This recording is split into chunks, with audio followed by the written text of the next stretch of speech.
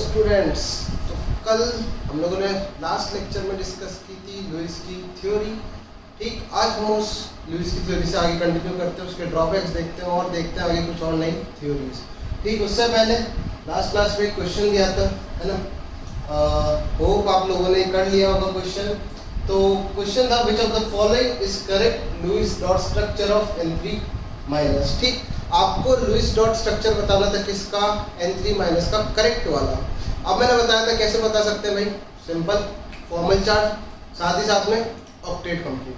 तो सबसे पहले आपको क्या देखना है कि ऑक्टेट कंप्लीट है या नहीं है, ऑक्टेट कंप्लीट है या नहीं है। बेसिकली ये क्वेश्चन सिर्फ ऑक्टेट से ही हो जाएगा। ठीक है, ये वाला जो क्वेश्चन है ये हमारे पास सिर्फ ऑक्टेट से ही हो जाएगा, इसके लिए हमें ज़्यादा नॉलेज की जरूरत नहीं है। तो चलो आंसर मैं बता देता हूँ। पहले आंसर हो जाएगा बी ऑप्शन, है ना। होप जिसने ट्राई करा होगा उसको समझ में आ गया होगा। बी ऑप्शन हो जाएगा। कैसे, बाकी के मैं ऑप्शन क्रॉस चेक नहीं कर रहा हूँ, सिंपल है भाई। देखो 1 2 3 4 5 6 7 8 सही। तो इस वाले का ऑक्टेट कंप्लीट हो गया, इस वाले का ऑक्टेट कंप्लीट हो गया। बीच वाला 1 2 3 4 5 6 7 8, तो इसका भी ऑक्टेट कंप्लीट हो गया। और इसका 1 2 3 4 5 6 7 8, तो इसका भी ऑक्टेट कंप्लीट हो चुका है। तो यहाँ पर हमारे पास एक क्वेश्चन था, बड़ा सिंपल सा क्वेश्चन था, जो कि सिर्फ आपको ऑक्टेट ही चेक करना था और कुछ चेक करने की जरूरत नहीं थी। चलिए आगे बढ़ते हैं। अब आता है हमारे पास जो अगला topic, that is your application of formal charge. ठीक है, हमारे पास आता है एप्लीकेशन ऑफ फॉर्मल चार्ज। तो अभी हम लोगों ने नहीं पढ़ा है, ठीक है, हम लोग पढ़ने वाले हैं। आगे पढ़ते हैं। To find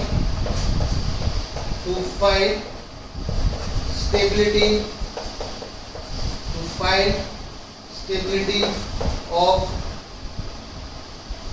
resonating structure. किसी भी रेजोनेटिंग स्ट्रक्चर की स्टेबिलिटी फाइंड करने के लिए हम लोग इसका यूज करते हैं।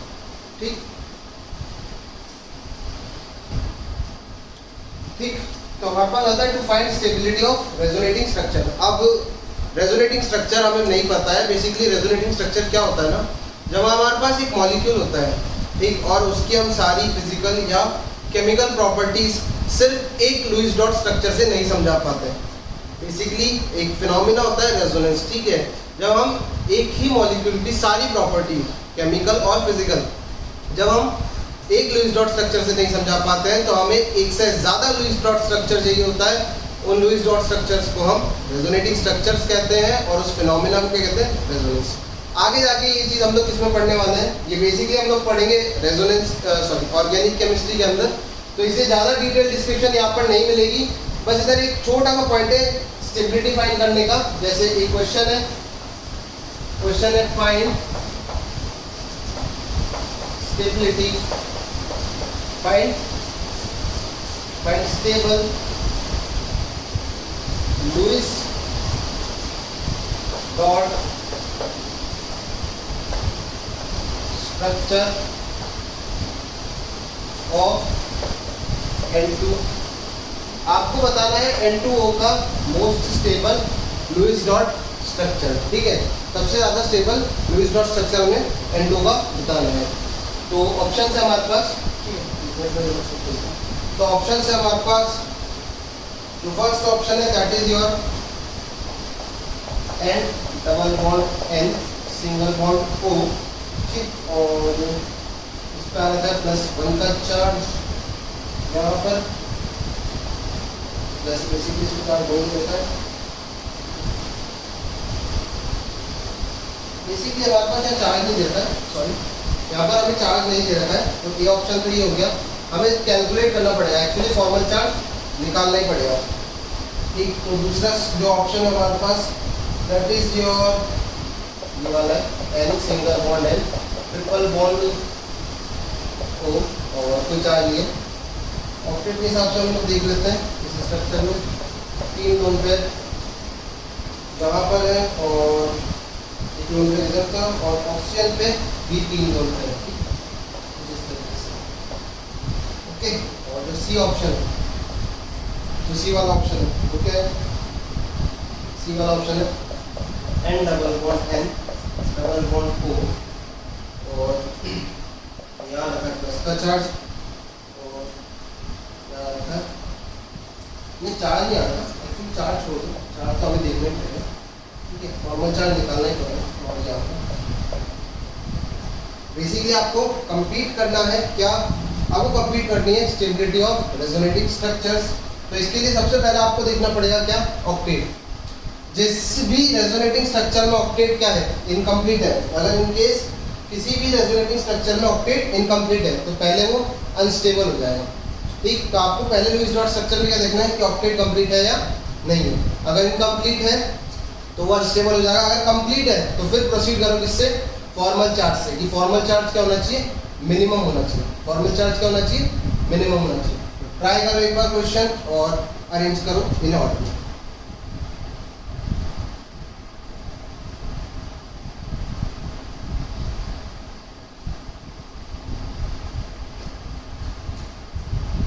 तो आई होप आप लोगों ने क्वेश्चन ट्राई कर लिया होगा। तो चलो क्वेश्चन ट्राई करने से पहले अपन देख लेते हैं पॉइंट। तो पॉइंट क्या था? सबसे पहले देखते हैं ऑक्टेट। अगर ऑक्टेट कंप्लीट है तो ठीक, नहीं है तो पहले वही अनस्टेबल हो जाएगा। उसके बाद आते हैं हम किस पे? उसके बाद आते हैं हम हमारे फॉर्मल चार्ज के कंसेप्ट पे। तो इसमें फर्स्ट ऑप्शन को देखते हैं। तो फर्स्ट ऑप्शन में देखो 1 2 3 4 5 6, इसका ऑक्टेट इनकम्प्लीट है तो ये अनस्टेबल हो गया। क्या हो गया? अनस्टेबल हो गया, ठीक। इसमें अनस्टेबल हो गया। इसके अलावा एक और कुछ और भी देख लेते हैं। अब देखो, तो इसको भूल जाओ, इस स्ट्रक्चर को भूल जाते हैं थोड़ी देर की। इसकी बात करते हैं। इसमें एक मिसमैच हो सकता है, हाँ, यहाँ पर ऑक्सीजन पे एक लोन पेयर भी, ठीक है, यहाँ पर भी एक ऑक्सीजन पे लोन पेयर, ठीक। चलो देखो, इसमें देखते हैं ऑक्टेट 1 2 3 4 5 6 7 8 कंप्लीट, ठीक है, इसका ऑक्टेट कंप्लीट। फिर इसका देखते हैं, 1 2 3 4 5 6 7 8 ट्रिपल बॉन्ड है तो इसका भी क्या होगा? कंप्लीट, सही। इसका देख लेते हैं ऑक्सीजन का। बेसिकली ऑक्सीजन का भी ऐसे कुछ हो जाएगा 1 2 3 4 5 6 7 8, इसका भी क्या होगा? कंप्लीट। इसका भी जो ऑक्टेट है क्या है? कंप्लीट है। तो ठीक है, लिस्ट में इसको कंसीडर कर सकते हैं।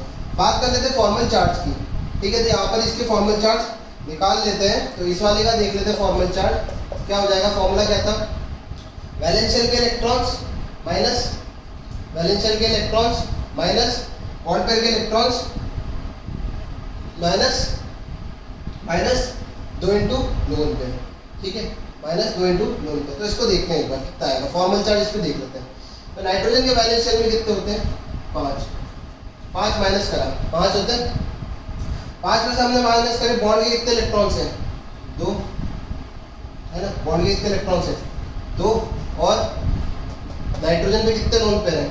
3 माइनस 2 इंटू 3 है ना, ये तो था। तो कितना हो जाएगा? 5 minus 2 that is 3 minus 3 minus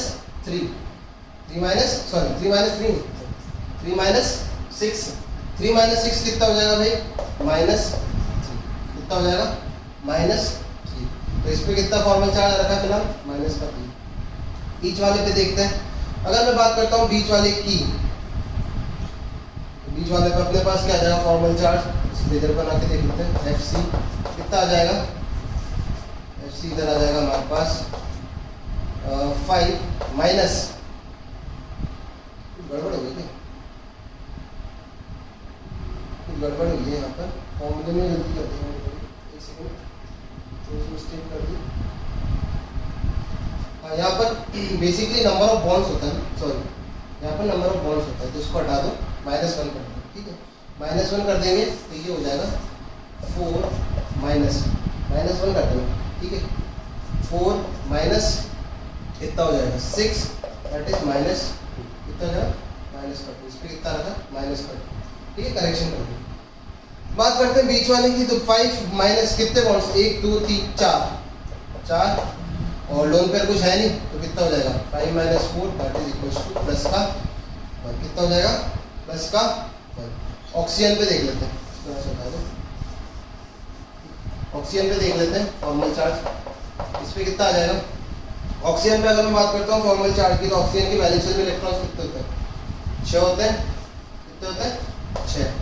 6 minus कितने लोन पे लिख रहे हैं? 1, तो 2 इंटू 1, सही, माइनस नंबर ऑफ बॉन्ड्स कितने हैं? 3 माइनस 3 कितना हो जाएगा? देखो जरा, 6 minus 2, 6 minus 2 minus 3 that is plus का 1, कितना हो जाएगा? प्लस का 1 हो जाएगा, यानी कि इस पे कितना आ रहा है? प्लस का 1, इस पे कितना था? प्लस का 1। ठीक, स्टेबिलिटी के लिए हमें देखना होता है मिनिमम फॉर्मल चार्ज। ठीक है, मैं बताना भूल गया एप्लीकेशन में, यहाँ पर आपको देखना है मिनिमम फॉर्मल चार्ज, मतलब हर आइटम पे क्या होना चाहिए? फॉर्मल चार्ज कम से कम होना चाहिए। कम से कम में हमारे पास 0 होता है, ठीक है, अगर 0 होगा तो बहुत अच्छी बात है, बट अगर प्लस में तो मिनिमम होना चाहिए। कितना होना चाहिए? मिनिमम फॉर्मल चार्ज होना चाहिए। चलो फाइनली इसका देखते हैं, तो ऑक्टेट देख लेते हैं पहले, 1 2, ठीक है, ऑक्टेट देख लेते हैं। हमारे पास ऑक्टेट कंप्लीट है, लिए 1 2 3 4 5 6 7 8 कंप्लीट। फिर इसका देखते हैं, 1 2 3 4 5 6 7 8, इसका भी क्या है? कंप्लीट। इसका देखते हैं, 1 2 3 4 5 6 7 8, इसका भी क्या है? कंप्लीट है। चलो इसका फॉर्मल चार्ज देख लेते हैं, ठीक है, फॉर्मल चार्ज कितना आ जाएगा? 5 माइनस 5 माइनस कितना हो जाएगा? 5 होते हैं वैलेंस शेल में नाइट्रोजन के, भाई 5 होते हैं। 5 माइनस कितने? 2 पे 2 इंटू 2 माइनस कितने बॉन्ड बना रहा है भाई? बॉन्ड बना रहा है 2 हो गया, तो कितना हो जाएगा? 5 minus 4 minus 2 that is minus का, इस पे कितना आ गया? माइनस का, सही। बीच वाले पे निकालो, देखो अब डायरेक्ट बताऊं, नाइट्रोजन 4 बॉन्ड बनाएगा, फॉर्मल चार्ज कितना आ जाएगा? ऑटोमेटिकली +1, ठीक है, जब भी नाइट्रोजन 4 बॉन्ड बनाएगा फॉर्मल चार्ज कितना आ जाएगा? प्लस का 1।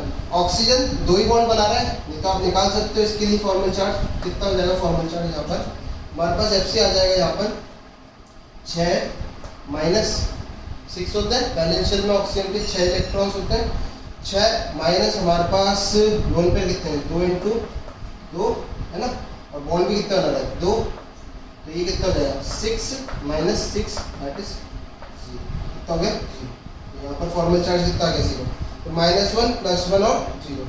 ये तो अभी तक कैलकुलेशन कर लिया। अब ऑर्डर देखो, ये तो सबसे पीछे हो गया, इसका तो ऑक्टेट ही कंप्लीट नहीं है, ये तो सबसे पीछे हो गया, तो ए तो लिस्ट में सबसे पीछे कर दिया मैंने, ठीक है, ए को तो सबसे पीछे कर दिया। फिर बात करते हैं बी और सी में, तो बी और सी में सारे आइटम्स का ऑक्टेट क्या है? कंप्लीट है। अगर एक का भी इनकम्प्लीट होता तो वो बंदा पीछे हो जाता, ठीक है। यहाँ पर बी और सी में सारे आइटम्स का ऑक्टेट क्या है? कंप्लीट है। तो बस फिर क्या देखना? Formal charge. अब देखो यहाँ +1 +1 -2, यहाँ देखो +1 -1 0, या फिर ओवरऑल चार्ज देख लो, या फिर ओवरऑल चार्ज देख लो -2, ठीक है। ओवरऑल चार्ज तो दोनों में 0 होगा। रेजोनेटिंग स्ट्रक्चर्स में एक चीज खास होती है कि रेजोनेटिंग स्ट्रक्चर्स में जो चार्ज होता है वो क्या होता है? कंजर्व होता है, ठीक है, चार्ज कंजर्व रहता है। मतलब अगर आप -1 लेके चले हो तो -1 ही रहेगा, अगर 0 लेके चले थे तो 0 ही रहेगा। तो -2 +1 +1 0 और -1 +1 0। अब देखो इधर नाइट्रोजन पे -2 है, इधर नाइट्रोजन पे -1 है, तो इसीलिए कौन सा स्टेबल हो जाएगा? फिर सी वाला और देन बी वाला, तो ये आ जाएगा हमारा फाइनल स्टेबिलिटी का ऑर्डर। तो कैसे देखा हम लोगों ने, किस तरीके से हम लोग रेजोनेटिंग स्ट्रक्चर्स की स्टेबिलिटी देखते हैं? फर्स्ट हमारे पास होना चाहिए ऑक्टेट, और दूसरा होना चाहिए minimum formal charge on each atom. जितना कम फॉर्मल चार्ज होगा उतना ही ज्यादा अच्छा होगा, ठीक, कॉपी कर लेना ये। उसके बाद आता है हमारे पास कुछ पॉइंट्स होते हैं, तो बेसिकली मैं ये पॉइंट्स अभी नहीं बताता हूँ, कोई फायदा नहीं है, ठीक है। रेजोनेटिंग स्ट्रक्चर्स की स्टेबिलिटी कंपेयर करने के कुछ पॉइंट्स होते हैं, बट हम लोग जब इसको ऑर्गेनिक में पढ़ेंगे तो काफी डिटेल में पढ़ते हैं हर एक पॉइंट को, इसलिए फिलहाल के लिए हम लोग इसको यहीं पर ही क्लोज करते हैं, इससे ज्यादा आगे बढ़ने की जरूरत नहीं है, ठीक। चलो अब आता है हमारे पास अगला point, that is your exception of Lewis, exception of Lewis theory. Lewis theory के कुछ एक्सेप्शंस हैं, ठीक है, लुईस थ्योरी के कुछ एक्सेप्शंस हैं। तो हम एक्सेप्शंस की बात करते हैं तो सबसे फर्स्ट आता है हमारे पास हाइपर वैलेंट एटम या स्पीशीज होती है। हाइपर वैलेंट, सॉरी हाइपर नहीं, हाइपो, पहले हाइपो वैलेंट स्पीशीज, हाइपोवैलेंट स्पीशीज। अब हाइपोवैलेंट का मतलब क्या होता है, ठीक है, हाइपो का मतलब क्या होता है तुम्हें पता नहीं होगा, मैं बता देता हूँ। हाइपो का मतलब कम, बेसिकली हाइपो का मतलब होता है नॉर्मल से कम। तो ऑक्टेट थ्योरी के हिसाब से हमारे पास कितने इलेक्ट्रॉन्स होने चाहिए, 8 होने चाहिए। भाई जिस भी एटम की आप बात कर रहे हो उसमें कितने इलेक्ट्रॉन्स होने चाहिए, उसके वैलेंस शेल में 8 होने चाहिए। अगर 8 नहीं है तो ऐसा नहीं है कि स्पीशीज एग्जिस्ट नहीं करती। जैसे सपोज करो अपने पास है BeCl2, ठीक है, BeCl2 कुछ इस तरीके का दिखता है। तो अगर मैं बात करता हूँ बेरिलियम की, तो 1 2 3 4, इसके वैलेंस शेल में कितने इलेक्ट्रॉन्स हैं, 4। स्टिल BeX2, यहाँ पर X क्या हो सकता है, क्लोरीन, क्लोरीन, ब्रोमीन और आयोडीन एग्जिस्ट करते हैं। सबको ही ले लिया, क्योंकि सबके केस में ही बेरिलियम के वैलेंस शेल में कितने इलेक्ट्रॉन्स हैं, वैलेंस शेल में कितने इलेक्ट्रॉन्स हैं बेरिलियम के, 4। स्टिल BeCl2 एग्जिस्ट करता है, तभी तो क्या लिखा है, exception of Lewis theory. Lewis theory के एक्सेप्शंस की बात करें, ठीक। चलो उसके बाद बात करते हैं, ये तो हो गया BeCl2। इसके अलावा हमारे पास आता है BX3। BX3 मतलब बोरॉन के हैलाइड्स। यहाँ पर X क्या हो सकता है, F हो सकता है, Cl हो सकता है, Br हो सकता है और आयोडीन भी हो सकता है। देखो जनरली हमारे को देखना पड़ता है, हर हाइड्रोजन है नहीं, फिलहाल हो सकता है। बात करते हैं बोरॉन की, तो बोरॉन के अगर वैलेंस शेल में इलेक्ट्रॉन्स देखूं तो कितने हो जाएंगे, 1 2 3 4 5 6। यहाँ पर वैलेंस शेल में कितने इलेक्ट्रॉन्स हो गए, 6। वैलेंस शेल में कितने इलेक्ट्रॉन्स हो गए हमारे पास, 6, ठीक है। वैलेंस शेल में कितने इलेक्ट्रॉन्स हो जाएंगे, 6। बात समझ में आती है, फिर भी एग्जिस्ट करता है नेचर में। इसके अलावा अगर मैं बात करता हूँ AlX3 टाइप के कंपाउंड्स की, ठीक है, AlX3 टाइप के कंपाउंड्स की, जहाँ पर X हो सकता है क्या, क्लोरीन, ब्रोमीन और आयोडीन। क्या हो सकता है, क्लोरीन, ब्रोमीन और आयोडीन। फ्लोरीन नहीं रखते, ठीक है, फ्लोरीन मत रखना, क्यों, बाद में पता चलता है। यहाँ पर भी क्योंकि एल्यूमिनियम बोरॉन फैमिली का ही है, तो इसके भी वैलेंस शेल में कितने इलेक्ट्रॉन्स हैं, 3 ही बॉन्ड बना रहे हैं। 3 बॉन्ड मतलब 2 इलेक्ट्रॉन की शेयरिंग, 1 बॉन्ड से 2 इलेक्ट्रॉन की शेयरिंग, 3 बॉन्ड से 6 इलेक्ट्रॉन की शेयरिंग। वैलेंस शेल में कितने इलेक्ट्रॉन, 6। स्टिल स्पीशीज एग्जिस्ट करती है, स्टिल ये स्पीशीज एग्जिस्ट करती है।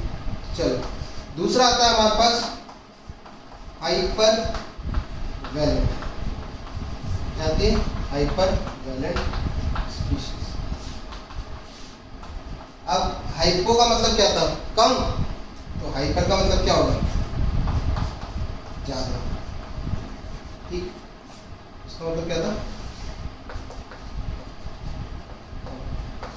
ठीक है। हाइपो का मतलब, हाइपर का मतलब क्या हो जाएगा, ज्यादा हो जाएगा। अब बेसिकली क्या है, यहाँ पर वो स्पीशीज होंगी जिनके अंदर 8 से ज्यादा इलेक्ट्रॉन होंगे वैलेंस शेल में, ठीक है। सेंट्रल एटम के अंदर एक नया टर्म होता है सेंट्रल एटम, देखेंगे। सेंट्रल एटम के अंदर 8 से क्या होंगे, ज्यादा इलेक्ट्रॉन्स देखने को मिलेंगे, 8 से ज्यादा। तो इसका एग्जांपल आता है सबसे पहला हमारे पास PCl5 हो गया, ठीक है। इसके बाद SF6 हो गया, IF7 हो गया, ठीक है, IF7 हो गया। ये वो स्पीशीज है जिनके अंदर वैलेंस शेल में कितने इलेक्ट्रॉन्स होते हैं, 8 से भी ज्यादा। जैसे अगर मैं बात करता हूँ PCl5 की, तो फॉस्फोरस, क्लोरीन, क्लोरीन, क्लोरीन, ठीक है। स्ट्रक्चर नहीं इसका, ऐसे ही बना रहा हूँ रैंडमली, क्लोरीन, क्लोरीन। तो देखो हर एक बॉन्ड से कितने इलेक्ट्रॉन, 2, 1 2 3 4 5 6 7 8 9 10। तो फॉस्फोरस के वैलेंस शेल में कितने इलेक्ट्रॉन्स हो गए, 10 हो गए। फॉस्फोरस के वैलेंस शेल में कितने इलेक्ट्रॉन्स हो गए, 10 हो गए। इसी तरीके से SF6 में हैलोजन फ्लोरीन कितने बॉन्ड बनाता है, हमेशा 1। हैलोजन्स क्या होते हैं, मोनोवैलेंट होते हैं। फ्लोरीन तो मोनोवैलेंट ही है, एक से ज्यादा बॉन्ड नहीं बना सकता। तो कितने फ्लोरीन है, 6। सिंपली अगर मैं देखना चाहूँ ऐसा ऐसा और कुछ इस तरीके, तो तो कितने 6, एक बॉन्ड में 2 इलेक्ट्रॉन, तो 6 बॉन्ड में कितने हो जाएंगे, यहाँ पर वैलेंस शेल में कितना आ जाएंगे इसके 12। इसी तरीके से IF7 के अंदर वैलेंस शेल में कितना आ जाता है 14 इलेक्ट्रॉन्स, कितना आता है 14 electrons. Yet these species exist in nature, यानी कि यहाँ पर आने के बाद लुईस की थ्योरी क्या होती जा रही है धीरे धीरे फेल। यहीं से हमें लुईस के ड्रॉबैक्स देखने को मिलेंगे। क्या मिलेंगे, लुईस के ड्रॉबैक्स देखने को मिलते हैं कि भाई लुईस की थ्योरी कहाँ फेल हुई थी। लुईस ने कहा था 8 इलेक्ट्रॉन होंगे स्पीशीज बनेगी, साफ कहा था उसने कि वैलेंस शेल में 8 इलेक्ट्रॉन्स होंगे स्पीशीज बन जाएंगी। बट उसने ये नहीं देखा कि ऐसे कंपाउंड्स भी एग्जिस्ट कर रहे हैं जिनके अंदर वैलेंस शेल में 8 इलेक्ट्रॉन नहीं है, फिर भी वो नेचर में एग्जिस्ट कर रही। तो these are exceptions of Lewis theory, hypervalent और हाइपोवैलेंट। अभी और भी है, एक और है, जब तक आप इसको कॉपी करो वीडियो को पॉज करो, ठीक।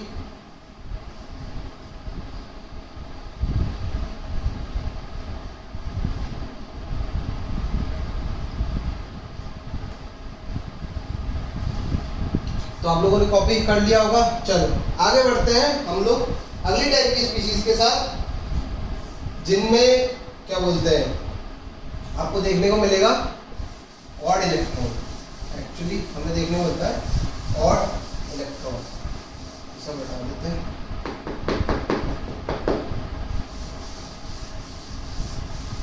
यहाँ पर वाला जो पोर्शन लिखा हुआ है ये थोड़ा सा भी लाइट का इशू है, ठीक है। तो नेक्स्ट लेक्चर तक सॉर्ट आउट हो जाएगा, आज के लिए थोड़ा सा मैनेज कर लेना किसी तरीके से, ठीक है। नेक्स्ट लेक्चर तक ये सॉर्ट आउट हो जाएगा, लाइट का इशू आ रहा है।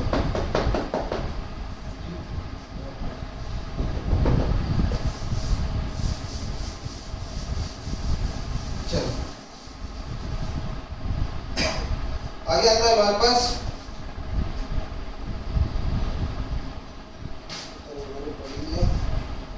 एक और आता है वैसे, अगली आती है हमारे पास third category, that is your odd electron species. ये भी देख लो, odd electron species. Basically odd electron species सुनने में पता चल रहा है कि क्या होगा, ऑड इलेक्ट्रॉन, क्या होगा ऑड इलेक्ट्रॉन। तो ओवरऑल जितने नंबर ऑफ इलेक्ट्रॉन्स होंगे, ओवरऑल दोनों या कितने भी एलिमेंट्स हैं उनके जब नंबर ऑफ इलेक्ट्रॉन्स का सम देखेंगे तो वो क्या आएगा ऑड। जैसे क्या है एन। देखो अगर मैं बात करता हूँ नाइट्रोजन की तो यहाँ होते हैं 7 इलेक्ट्रॉन, अगर मैं बात करता हूँ इसकी ऑक्सीजन की तो यहाँ होते हैं कितने 8 इलेक्ट्रॉन। तो 7 + 8 कितना आ रहा है 15 इलेक्ट्रॉन, कितना आ रहा है 15 इलेक्ट्रॉन। किसी भी सूरत हाल में आप ऑक्टेट कंप्लीट नहीं कर सकते हो, क्योंकि ऑक्टेट कंप्लीट करने के लिए आपके पास क्या होना चाहिए था, इवन नंबर होना चाहिए। क्या होना चाहिए था, इवन नंबर होना चाहिए था। Yet this kind of species exist in nature, again a failure of Lewis theory. And हो गया। इसके अलावा NO2 देख लो, नाइट्रोजन के बाद फिर से 7, 2 ऑक्सीजन के कितने 16, तो 16 + 7 कितने 23।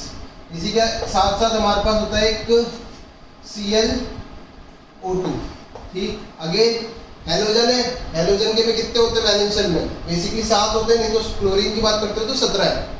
क्लोरीन में नंबर ऑफ इलेक्ट्रॉन्स कितने 17 है, तो 17 और 16, 17 और 16 कितना हो जाएगा, 17 और 16 33 हो जाएगा। तो ऑब्वियसली ये भी क्या हो जाएगा आपका, ये भी क्या हो जाएगा एक और electron species. Yet species exist in nature, ये तो आप लोग जानते हो, एक ब्राउन कलर की गैस होती है, शायद NO2 का मुझे जहाँ तक याद है, एक ब्राउन कलर की गैस होती है जो कि नेचर में मिलती है, ठीक। तो यहाँ तक कहानी थी एक्सेप्शंस ऑफ लुईस थ्योरी, जिसमें 1 2 3 चीजें आ गई, ठीक। अगला टॉपिक आता है हमारे पास लुईस एसिड, आता है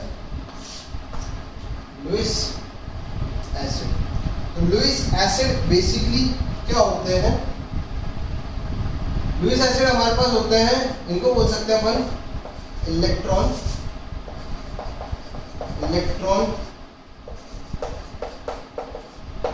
डेफिशिएंट स्पीशीज। क्या होते हैं इलेक्ट्रॉन डेफिशिएंट स्पीशीज, क्या होता है इलेक्ट्रॉन डेफिशिएंट स्पीशीज। एक मिनट जरा होल्ड करो।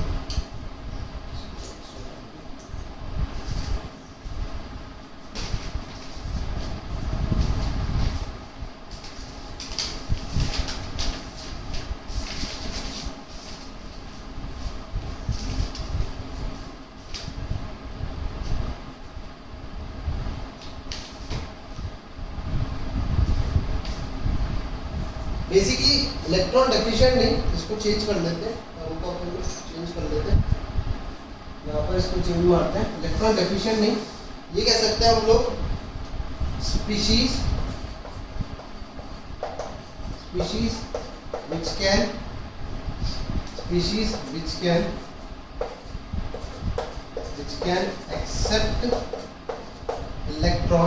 which can accept electron from other molecules। ऐसे टाइप के स्पीशीज या ऐसी मॉलिक्यूल्स जो कि दूसरे मॉलिक्यूल से क्या कर सकते हो, इलेक्ट्रॉन एक्सेप्ट कर सकते हो, उनको अपन क्या कहते हैं, लुईस एसिड। उनको अपन क्या कहते हैं, बेसिकली लुईस एसिड। इनको एक शॉर्ट फॉर्म में अगर मैं छोटे से उसमें बताऊं तो ये होते हैं इलेक्ट्रॉन पेयर एक्सेप्टर। अगर मैं शॉर्ट में बताना चाहूँ तो basically this is your electron pair acceptor. ठीक, तो अब लुईस एसिड होने के लिए क्या क्या कंडीशन हो सकती है, लुईस एसिड होने के लिए बेसिकली क्या क्या कंडीशन देखने को मिल सकती है। तो फर्स्ट वन इज दैट कि हो सकता है इलेक्ट्रॉन जो एलिमेंट है, जो भी सेंट्रल एटम है, आगे बार बार मैं बोल रहा हूँ सेंट्रल एटम, आगे जाके हम लोग देखेंगे कि सेंट्रल एटम क्या होता है। ठीक, हो सकता है उसका क्या हो, ऑक्टेट कंप्लीट ना हो। तो first condition is incomplete octet. क्या हो, या तो इनकम्प्लीट ऑक्टेट हो, या फिर अगर मैं बताऊं आपको सेकंड हो सकता है हमारे पास, शॉर्ट में लिख रहा हूं, वैकेंट डी, प्रेजेंस लिख रहे हैं अपन, presence of vacant D orbital. हमारे पास क्या हो, वैकेंट डी ऑर्बिटल प्रेजेंट। दो चीजें हो सकती है, या तो इनकम्प्लीट ऑक्टेट हो या फिर वैकेंट डी ऑर्बिटल। दोनों में से कोई भी कंडीशन होगी तो अपन उसको क्या बोल सकते हैं, लुईस एसिड बोल सकते हैं। क्या बोल सकते हैं, लुईस एसिड। तो चलो आ जाते हैं फिर इस पे, टाइप्स ऑफ लुईस। हम बात करते हैं लुईस एसिड की, तो इधर शिफ्ट कर देते हैं इसको।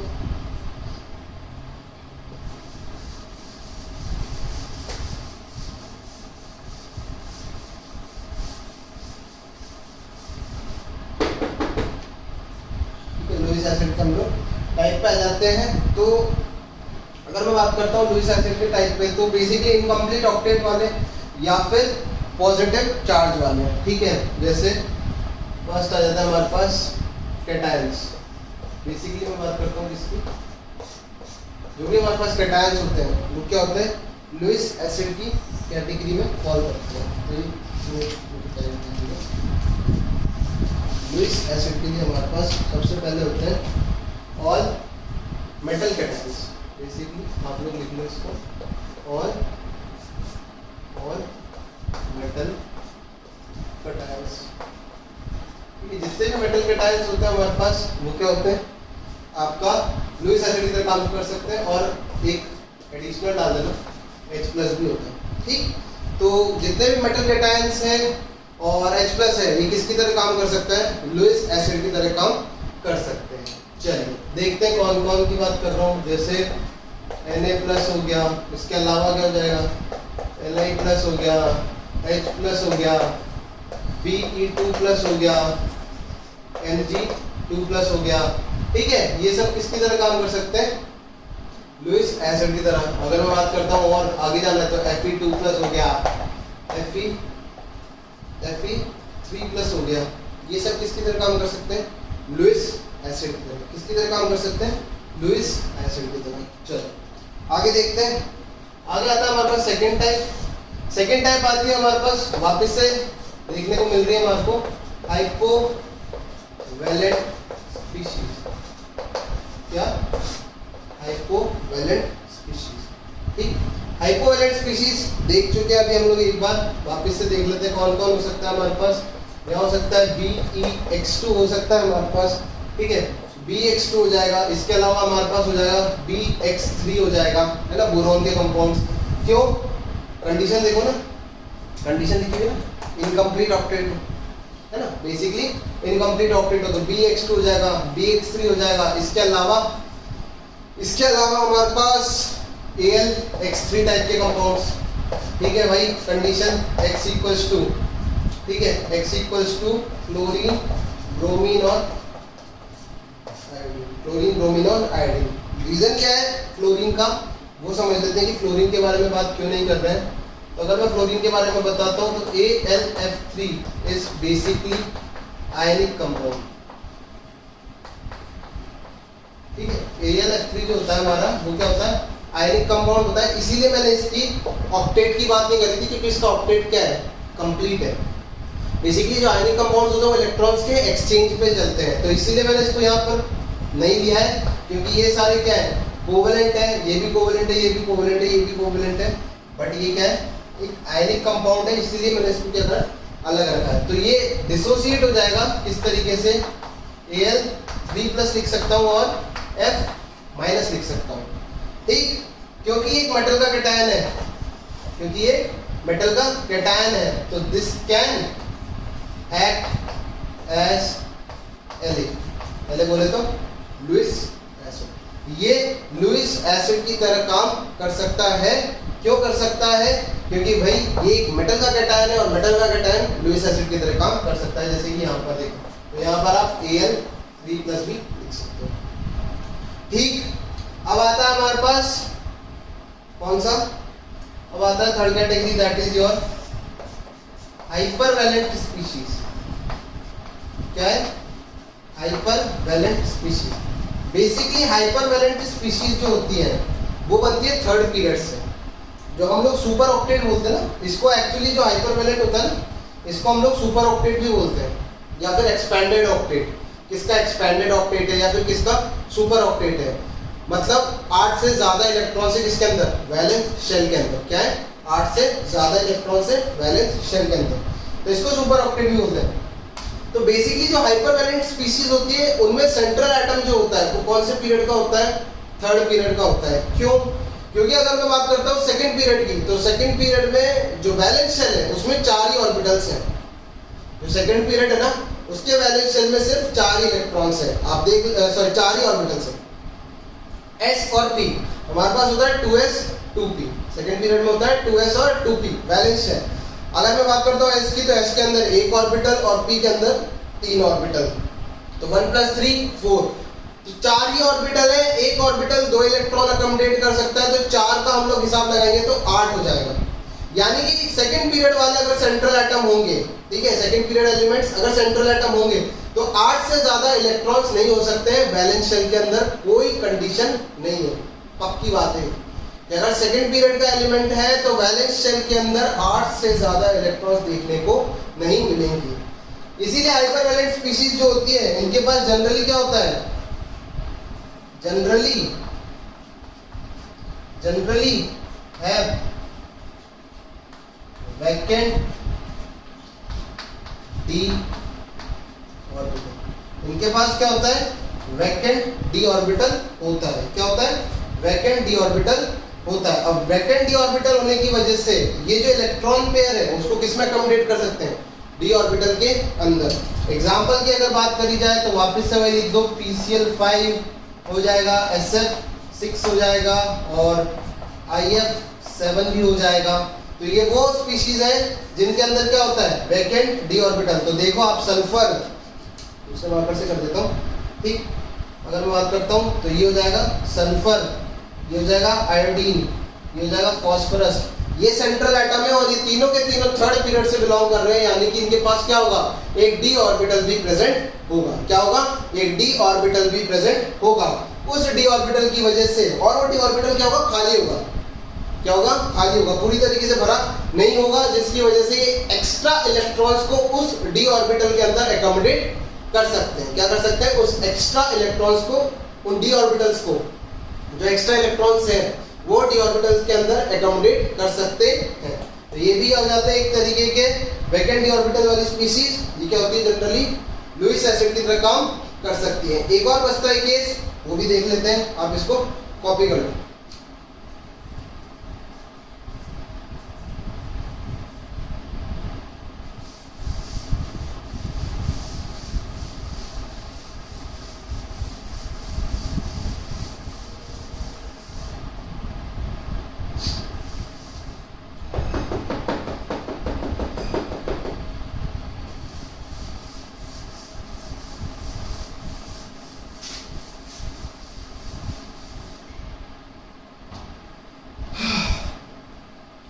चलो थर्ड टाइप ये हो गया था।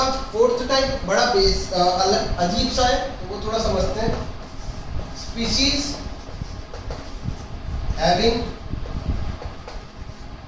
मल्टीपल बॉन्ड, ठीक है, मल्टीपल बॉन्ड वाली स्पीशीज। मल्टीपल बॉन्ड का मतलब क्या होता है, सिग्मा के बाद पाई हो, ठीक है, double bond, basically double bond. जैसे मैं मान लेता हूँ ये CO2 है हमारे पास, ठीक है, कुछ इस तरीके का CO2 होता है, ठीक। तो कार्बन और ऑक्सीजन में ज्यादा इलेक्ट्रोनेगेटिव कौन है? ऑब्वियसली कार्बन, सॉरी ऑक्सीजन है। तो ऑक्सीजन में क्या हो जाएगा, डेल्टा माइनस हो जाएगा। क्यों? क्योंकि वो इस बॉन्ड के इलेक्ट्रॉन पेयर को अपनी तरफ शिफ्ट कर लेगा। अगर मैं बात बताना चाहूँ तो ये जो बॉन्ड में इलेक्ट्रॉन्स है, इसको ये अपनी तरफ शिफ्ट कर लेगा। तो इस पर आ जाएगा डेल्टा माइनस और इस पे क्या आ जाएगा, डेल्टा का प्लस।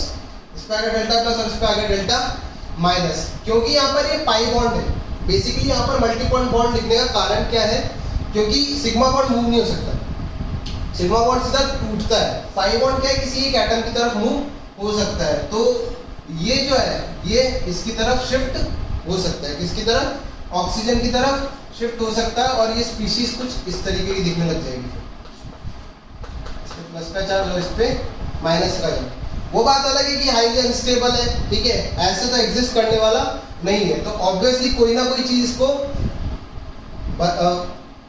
क्या करेगी, अगर उसको अगर कोई फोर्स नहीं मिलेगा तो वो ऐसा काम क्यों करेगा। तो बेसिकली एक टाइप का रेजोनेटिंग स्ट्रक्चर है। क्या ये एक रेजोनेटिंग स्ट्रक्चर है। ये अगर मैं बात करूं फर्स्ट और सेकंड की, तो first and second are resonating structures, they are resonating structure. तो जब भी डेल्टा प्लस का चार्ज अगर हमें देखने को मिलता है तो हम कह सकते हैं कि that can also act as Lewis acid. वो भी किसकी तरह काम कर सकता है, लुईस एसिड की तरह काम कर सकता है। चलो अब आगे बढ़ते हैं हम लोग। ये हो गया पोर्शन। इसके अलावा चलो अब देखते हैं, अब अगला आता है हमारे पास काम की चीज है, that is your Lewis base. Lewis acid तो पढ़ लिया, अगर एसिड है तो फिर क्या होगा, बेस भी क्या होगा, बेस भी होगा। तो अब हम लोग देखते हैं next heading, that is your Lewis base. बात करते हैं हम लोग लुईस बेस। तो ऑब्वियसली लुईस एसिड क्या था, electron pair acceptor. Lewis acid क्या था, इलेक्ट्रॉन पेयर एक्सेप्टर। तो लुईस बेस क्या हो जाएगा, क्या हो जाएगा, बहुत सही, क्या हो जाएगा, इलेक्ट्रॉन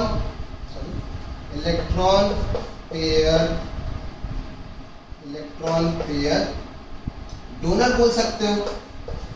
इलेक्ट्रॉन पेयर क्या बोल सकते हो, इलेक्ट्रॉन पेयर डोनर। अपन ने पढ़ा था लुईस एसिड वो स्पीशीज होती है जो इलेक्ट्रॉन पेयर एक्सेप्ट करती है। देगा कौन, देने वाला बंदा भी तो चाहिए ना। इलेक्ट्रॉन कौन देगा, इलेक्ट्रॉन देगा लुईस बेस। कौन देगा, लुईस बेस। चलो तो शॉर्ट में देख लो, इलेक्ट्रॉन पेयर डोनर है ना, या फिर हम लोग, मैं तो ऐसे बताता हूँ, इलेक्ट्रॉन पेयर डोनर ही होता है। प्रॉपर्टीज की बात कर लेते हैं। तो अगर पॉइंट्स की बात करूं तो इलेक्ट्रॉन होना भी चाहिए देने के लिए। अगर बात करी जाए तो इलेक्ट्रॉन होना भी चाहिए देने के लिए। तो इलेक्ट्रॉन होने का मतलब क्या है, these species, दूसरा आंसर चलो, these species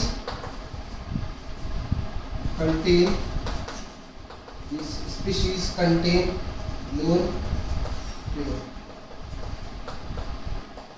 ठीक है, ये वो स्पीशीज होती है जो क्या करती है, लोन पेयर कंटेन करती है। अगर एक और पॉइंट लिखूं तो these species, अगर मैं बात करता हूं, these species have complete octet। ऐसी स्पीशीज का ऑक्टेट क्या होता है, कंप्लीट होता है। अब लॉजिकल बात है भाई, अगर ऑक्टेट कंप्लीट नहीं होगा, अगर ऑक्टेट कंप्लीट नहीं होगा तो सोचने वाली बात है इलेक्ट्रॉन देगा कैसे। बात समझ में आ रही है, अगर ऑक्टेट कंप्लीट नहीं होगा तो इलेक्ट्रॉन देगा कैसे। तो इसीलिए इन स्पीशीज की क्या कंडीशंस है, लोन पेयर होता है, क्योंकि लोन पेयर ही दिया जा सकता है, बॉन्ड पेयर के इलेक्ट्रॉन्स हम जनरली नहीं दे सकते हैं। और दूसरी बात, इनका ऑक्टेट क्या होता है, कंप्लीट होता है।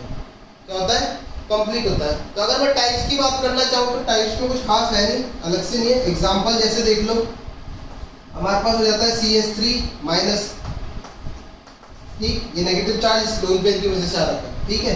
CH3 माइनस हो गया, इसके अलावा NH2 माइनस हो गया, इस पे भी एक लोन पेयर है, इसके अलावा OH माइनस हो गया, इस पे भी, इस पे दो लोन पेयर है बेसिकली, ठीक। और फिर बात करता हूँ मैं F माइनस हो जाएगा, इस पे तो 3 लोन पेयर है। ये तो हो गए आपके नेगेटिवली चार्ज स्पीशीज। अगर न्यूट्रल की बात करता हूँ तो हमारे पास हो जाता है अमोनिया, इस पे एक लोन पेयर है। और अगर मैं बात करता हूँ तो पानी में भी 2 लोन पेयर है, देगा एक ही, ठीक है, लोन पेयर एक ही देगा, बट बात ये कि इस तरीके से हो सकता है। तो these are all Lewis bases. क्या है ये? Lewis basis.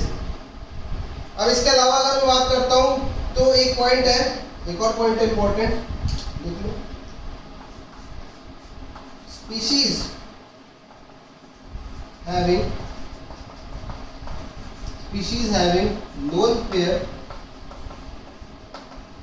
lone pair and vacant D orbital. Species having lone pair and vacant D orbital can act as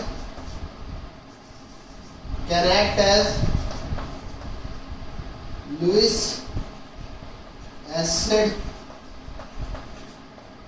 as well as Lewis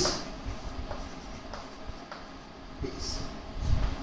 अगर मैं बात करता हूँ ऐसी स्पीशीज की जिनके केस में लोन पेयर भी है और क्या है, वैकेंट डी ऑर्बिटल, तो वो लुईस एसिड और लुईस बेस दोनों की तरह काम कर सकती है। जैसे कि एग्जांपल हो जाएगा SO2, थर्ड पीरियड के ही होंगे बेसिकली, हमारे पास थर्ड पीरियड वाले होंगे, क्यों? उन्हीं के पास वैकेंट डी ऑर्बिटल होता है ना, तो सेकंड पीरियड के नहीं हो सकते, तो थर्ड पीरियड के होंगे। और साथ ही साथ में इस पे क्या है, लोन पेयर।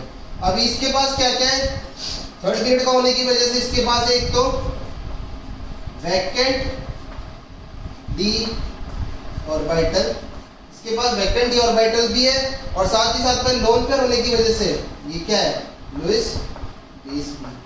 ये पूरी स्पीशीज है लुईस बेस। तो इस तरीके की स्पीशीज भी हमारे पास किसकी तरह काम कर सकती है, लुईस एसिड और लुईस बेस दोनों का काम कर सकती है। अगर एक और एग्जांपल देखना है तो एक और आ जाता है हमारे पास PCl3, जिसमें फास्फोरस पे भी क्या है, लोन पेयर। फास्फोरस के केस में भी क्या होता है, लोन पेयर देखने को, ठीक। तो this type of species can act as Lewis acid as well as Lewis base. यहाँ तक बात समझ में आ गई होगी। चलो अब आता है लुईस एसिड बेस इंटरेक्शन। क्या आता है,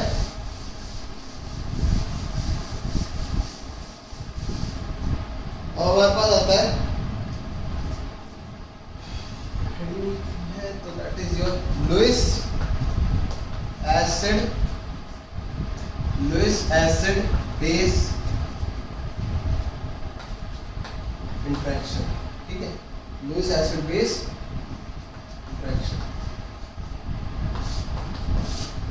लुईस एसिड बेस के बीच का इंटरेक्शन।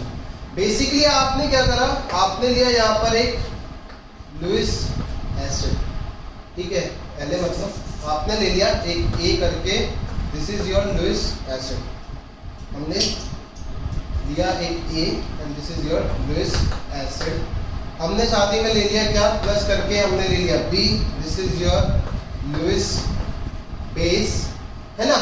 और इन दोनों से बनने वाला जो प्रोडक्ट होता है, तो इन दोनों के बीच में क्या होता होगा, इसके पास है क्या, मान लो ये लुईस एसिड है तो इसके पास होता है वैकेंट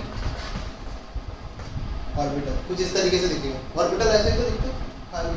इसके पास क्या है, लोन पेयर, ये क्या करेगा, इस लोन पेयर को इस वैकेंट ऑर्बिटल में ट्रांसफर कर देगा, है ना। इस लोन पेयर को इस वैकेंट ऑर्बिटल में क्या कर देगा, ट्रांसफर कर देगा। तो क्या बनेगा, हमारे पास एक प्रोडक्ट बनेगा जो कि किससे बनेगा, कोऑर्डिनेट बॉन्ड से। किससे बनेगा, कोऑर्डिनेट बॉन्ड से बनेगा। कलर में बड़ा थोड़ा सा अलग अलग यूज करते हैं, सॉरी फॉर दैट। तो यहाँ पर क्या बन जाएगा, A से B एक कोऑर्डिनेट बॉन्ड, क्या बनेगा, A से B की तरफ क्या बनेगा, एक कोऑर्डिनेट बॉन्ड। कोऑर्डिनेट बॉन्ड भी तो ऐसे ही बनता है भाई, क्या होता है, एक डोनर होता है और एक एक्सेप्टर होता है ना। कोऑर्डिनेट बॉन्ड कैसे बनता है, एक डोनर होता है, एक एक्सेप्टर होता है, तो डोनर ये रहा एक्सेप्टर। कोऑर्डिनेट बॉन्ड किधर से किधर बनता है, डोनर से एक्सेप्टर की तरफ। जो एरो है वो किस पे आता है, एक्सेप्टर पे। तो इसको अपन क्या बोल सकते हैं, इसको हम लोग जनरली बोल देते हैं एडक्ट। क्या बोल देते हैं, एडक्ट। एडक्ट मतलब addition product, addition plus product क्या होगा। तो ये होता है लुईस एसिड बेस इंटरेक्शन। चलो इसके अलावा अपन देखते हैं इसके कुछ example, like NH4+ ammonium ion कैसे बनता है, ठीक है। This is your ammonium ion. तो अपन क्या लेते हैं, अपन लेते हैं एक लुईस बेस NH, क्या लेते हैं, लुईस बेस NH3 लेते हैं और इसके सामने रख देते हैं क्या, एक लुईस एसिड रख दिया, इससे इसको डोनेट कर दिया, है ना। डोनेट करने के बाद की फोटो कैसी दिखेगी भाई, नाइट्रोजन हाइड्रोजन हाइड्रोजन हाइड्रोजन और हाइड्रोजन और इधर एक कोऑर्डिनेट, ठीक है। जनरली यहाँ पर लोग प्लस चार्ज लगा देते हैं, प्लस चार्ज मत लगाना, अभी नहीं आएगा क्योंकि कोऑर्डिनेट बॉन्ड बना रहे हो। कोऑर्डिनेट बॉन्ड जब हटाओगे तब क्या आएगा, प्लस चार्ज देखने को, ठीक है, ये हाइड्रोजन। तो यहाँ पर आ जाता है क्या, कोऑर्डिनेट बॉन्ड। अगर नहीं दिख रहा है थोड़ा बड़ा कर, इस तरीके से क्या बन जाता है आपका NH4+। प्लस क्यों दिखता है, प्लस इसलिए दिखता है क्योंकि जब आप इस कोऑर्डिनेट बॉन्ड को हटाओगे, तो कोऑर्डिनेट बॉन्ड को हटा के क्या करते हो, माइनस और प्लस दिखाते हो।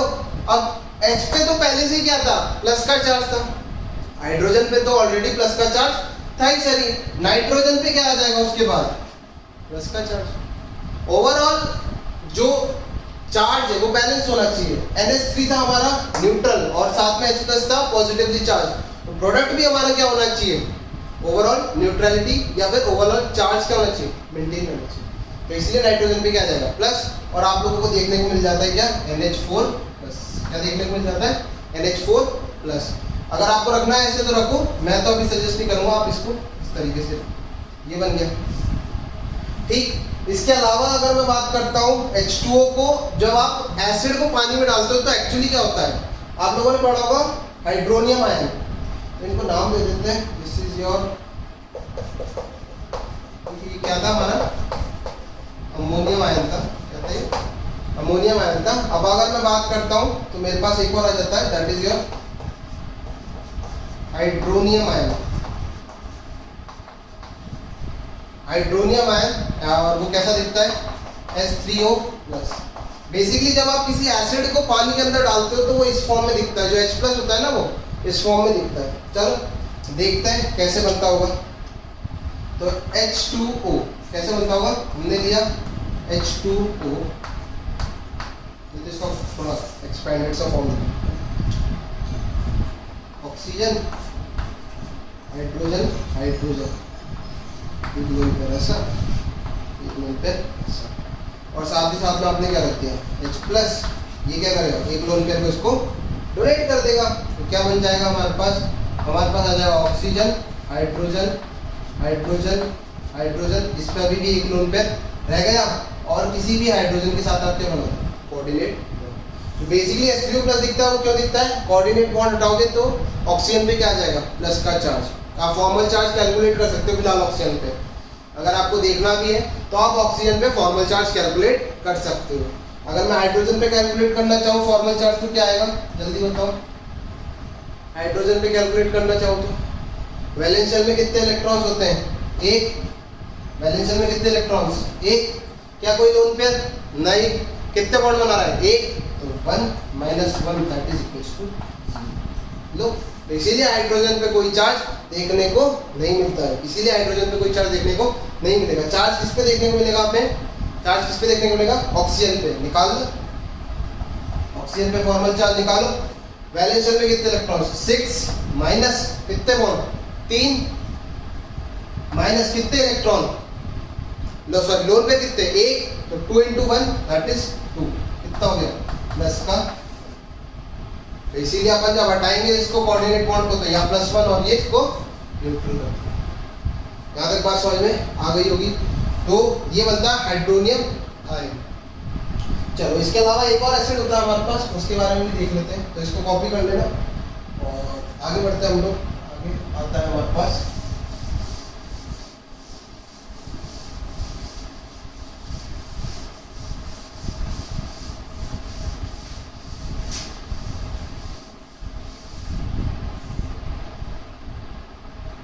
हमारे पास बोरिक एसिड।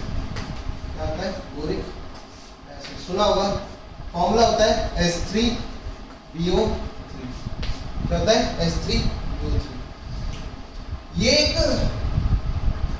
क्या बोल सकते हो आप इसको, ये मोनोप्रोटिक एसिड है, मतलब सॉल्यूशन में जाने के बाद एक ही H+ रिलीज करता है। बेसिकली एक मोनोप्रोटिक एसिड है और सॉल्यूशन में जाने के बाद एक ही H+ रिलीज करता है, और वो जो एक H+ भी है ना, वो खुद का रिलीज नहीं करता है। किसका रिलीज करता है? देखते हैं कैसे होता है।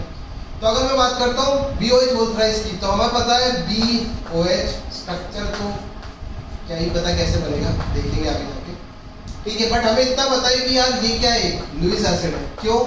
Incomplete octet. क्या है? इनकम्प्लीट ऑक्टेट है। पानी में डाला, ऑक्सीजन के पास क्या है? लोन पेयर है, दो, एक डोनेट कर दिया है ना, डोनेट कर दिया। क्या हो जाएगा? देखो ये हो जाएगा BOH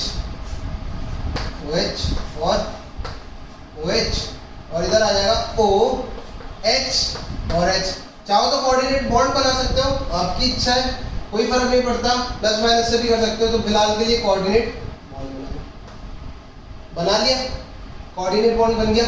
अब ऑक्सीजन पे आ रखा होता है एक्चुअली प्लस चार्ज, तो ऑक्सीजन क्या करता है, यहां पर जो दो इलेक्ट्रॉन्स है, हाइड्रोजन का भी एक और खुद का भी एक, दोनों का क्या कर लेता है? अपनी तरफ शिफ्ट कर लेता है। क्या कर लेता है? अपनी तरफ शिफ्ट कर लेता है, और इस हाइड्रोजन को बाहर निकाल देता है। किसकी फॉर्म में? H+ की फॉर्म में। किसकी फॉर्म में निकाल देता है? H+ की फॉर्म में। और फाइनल फोटो किस तरीके का दिखेगा? फाइनल फोटो दिखता है हमें कुछ ऐसा। फाइनल फोटो हमें देखने को मिलता है कुछ ऐसा, और यहाँ पर आ रखा है कोऑर्डिनेट बॉन्ड, और साथ ही साथ में सॉल्यूशन में क्या रिलीज हो रखा है? एक H+। ये H+ की अगर मैं बात करूं तो क्या लिख सकता हूं? कि या फिर रिलीज किसने दिया भाई? ये पानी ने दिया ना। मैंने बोला था ये H+ खुद का डोनेट नहीं करता है, किससे करवाता है? पानी से डोनेट करवाता है। किससे करवाता है? H2O से डोनेट करवाता है। तो ये H+ पानी से डोनेट किया गया है, क्योंकि एक ही H+ आया सॉल्यूशन में, तो इसको मैं क्या बोल सकता हूँ? This acid is basically mono.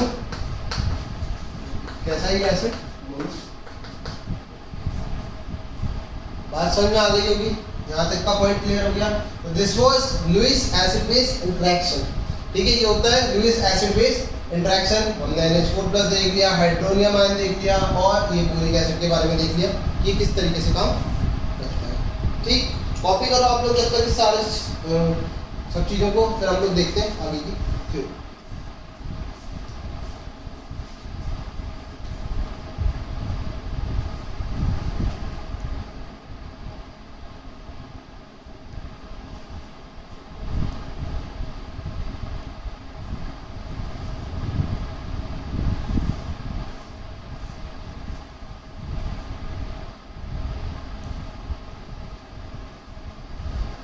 तो आई गेस आज के लिए इतना काफ़ी है, ठीक है। अगर मैं देख लेता हूँ कुछ और बचता है क्या, तो हमारे पास वैसा बचता है लुईस एसिडिक स्ट्रेंथ और लुईस बेसिक स्ट्रेंथ का कंपैरिजन, और उसके बाद हम लोग टाटा बाय बाय कर देंगे किसको? लुईस की थ्योरी में, ठीक।